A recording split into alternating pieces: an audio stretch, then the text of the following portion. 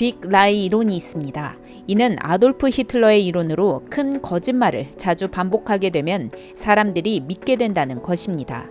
주로 대중선동을 위해 나치나 공산주의, 전체주의에서 사용되는 것을 볼 수 있습니다. 그렇다면 과연 이 같은 빅 라이 이론이 자유민주주의 안에서 또는 우리 사회에서 적용되지 않는 이론일까요? 그렇지 않습니다. 자신의 정치 체제를 위해서라면 너무도 쉽게 사용되고 있습니다. 따라서 이 사실을 안 대중은 팩트체크에 대한 열망이 매우 크고 각종 언론이나 단체에서는 너도 나도 팩트체크를 하고 있습니다. 그러나 지금은 팩트체크조차도 신뢰성에 의문이 가는 상황에 있습니다. 거짓말을 계속 듣게 되면 무엇이 진실인지 무엇이 사실인지 알 길이 없어집니다. 결국 거짓 선동과 가짜 뉴스에 이용된 희생양만이 고스란히 피해를 보게 됩니다. 최근 기독교 내에서도 빅 라이로 인한 심각한 피해가 나타나고 있습니다. 타겟은 소강석 목사입니다. 소강석 목사가 국내 최대 교단인 예장합동 부총회장에 선출되자 좌파 목사, 주사파 등의 내용을 골자로 한 악성 루머가 본격적으로 돌기 시작했습니다. 문제는 이러한 악성 루머가 정광훈 목사가 이끌고 있는 광화문 집회나 한기총이라는 기독교를 대표하는 연합회의 이름을 빌려 공식적으로 흘러나온 것입니다. 그러나 소강석 목사가 주사파, 좌파라는 주장에는 명확한 증거를 바탕으로 의혹을 제기하거나 주장하는 것이 아니었습니다. 광화문 집회에 참석하지 않거나 정광훈 목사처럼 문재인 정부를 반대한다고 적극적으로 외치지 않는다는 것 등이 이유였습니다. 물론 소강석 목사와 같은 영향력 있는 한국교회 리더가 광화문 집회에 함께하고 자신들의 가치나 이념에 동참하고 함께 싸워주길 바라는 마음에서 나온 발언들일 수 있습니다. 그러나 소강석 목사는 누차 본인 스스로 보수 우파라고 주장해 왔으며 다만 방법을 달리하여 기독교를 지키며 정부를 향해 쓴소리를 할 뿐이라고 주장했습니다. 그럼에도 소강석 목사 좌파설을 퍼뜨리는 것은 자칫 빅 라이 이론을 적용하는 위험한 일이 될 수 있습니다. 사실 소강석 목사의 한기총에 대한 애정이 남다르다는 것은 익히 알고 있는 사실입니다. 그리고 예장합동 부총회장에 출마한 것 또한 한기총을 내다보고 한국 기독교의 힘을 다시 한번 결집하는 계기를 만들기 위함이었습니다. 이는 소강석 목사 개인의 꿈만이 아니라 한국 기독교인들의 꿈이기도 했습니다. 그런데 한기총이 소강석 목사를 좌파로 몰고 가며 끌어내리기를 시도한 것은 아이러니한 일이 아닐 수 없습니다.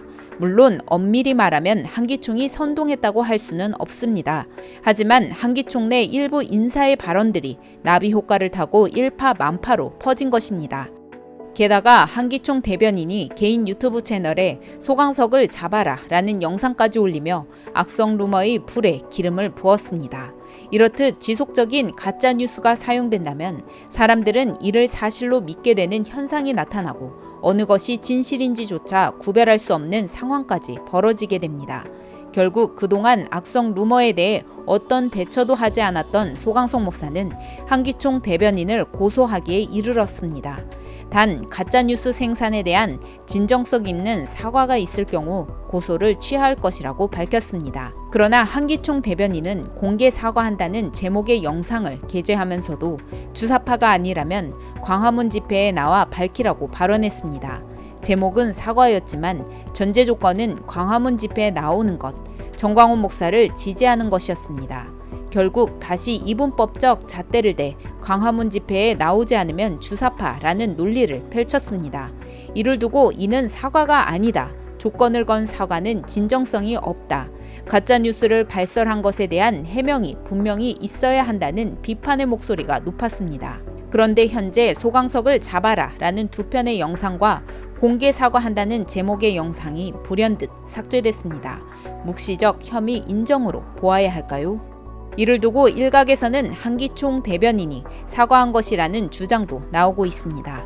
그러나 단지 영상을 삭제했다고 사과한 것으로 보기는 힘들다는 여론이 팽배합니다. 영상은 삭제됐지만 이를 기반으로 이미 가짜뉴스는 일파만파 퍼지며 악성 루머가 지속되고 있기 때문입니다. 이를 두고 범죄 결과가 발생할 가능성이 있음을 알면서도 그런 행위를 하는 미필적 고의마저 연상된다는 시각도 있습니다. 따라서 사과를 하려면 가짜 뉴스를 발설한 것에 대한 공식적인 해명과 사과가 있어야 한다는 주장입니다.